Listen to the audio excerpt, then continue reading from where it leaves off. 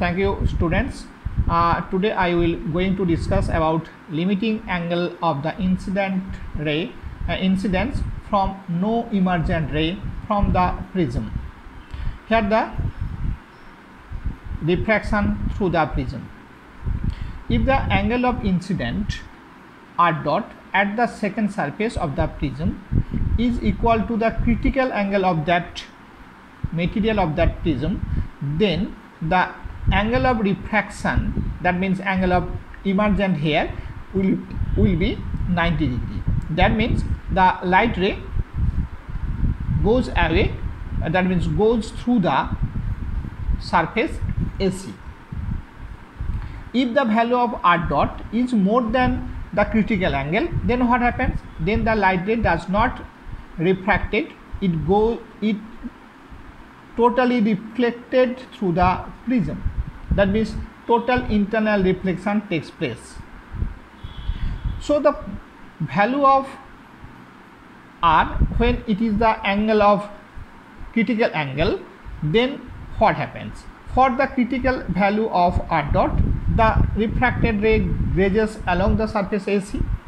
So if you apply the general Snell's law here, then what will be? Mu sin r dot is equal to mu a sin 90 degree. Here mu is the refractive index of the material of the prism and mu a is the refractive index of air. So this is the Snell's law. We know that mu a, that means refractive index of air, is 1, sin 90 degree also 1. So the total value of right hand side is 1. Now side change mu, then it will be 1 by mu. That means sin r dot is equal to 1 by mu. Now apply the refractive Snell's law at the first surface. So what you get? Mu a sin I is equal to mu sin r. Mu a sin a equal to mu sin r. Here again mu a is equal to 1. So sin I is equal to mu sin r. Now this is sin I is equal to mu sin r.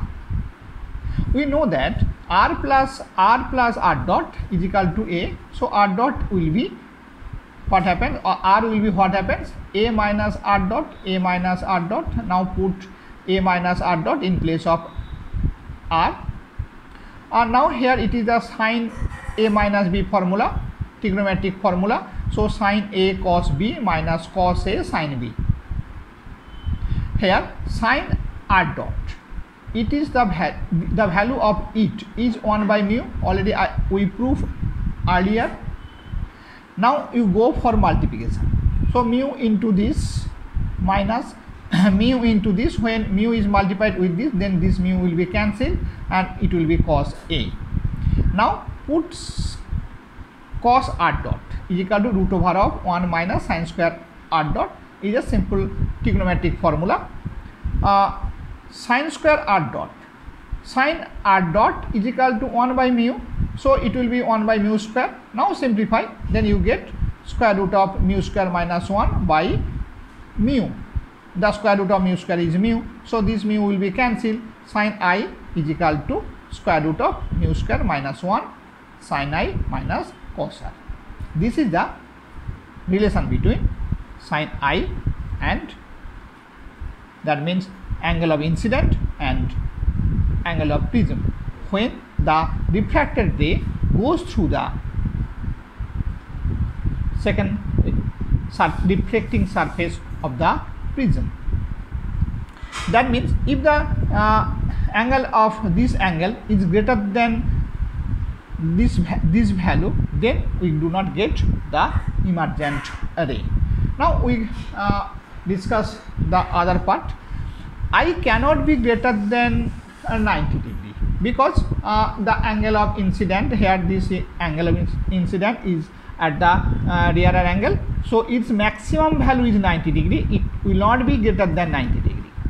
As I cannot be greater than 90 degree, then r and r dot That means these two angles R and R dot can never be exceed the critical angle, because I is maximum 90 degree. So the maximum value of R and R dot will be the critical value.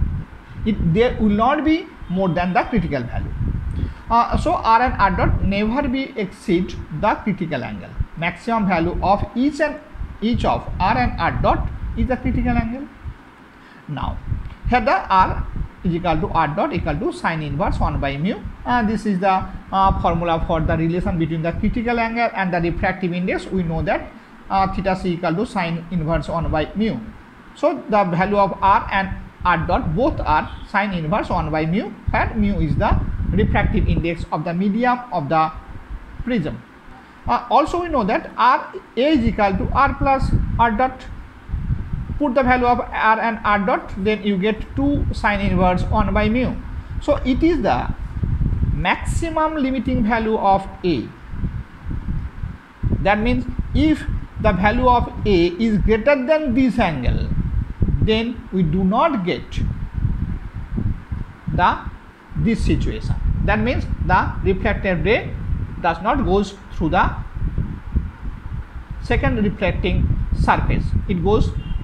That means we get the angle of emergent. To do not get any refracted ray, the A value of A must be less than this angle. This is the maximum limiting value of A, for which no emergent ray from the prism. Now here the incident ray must strike the first surface of the prism, coming very nearer to the first surface. That means like that, and it is be now if it is comes through the prism, that means to the surface, but it is not possible. It is when it is very closer to the first surface, then it goes to the and this is the condition for the no emergent ray from the prism.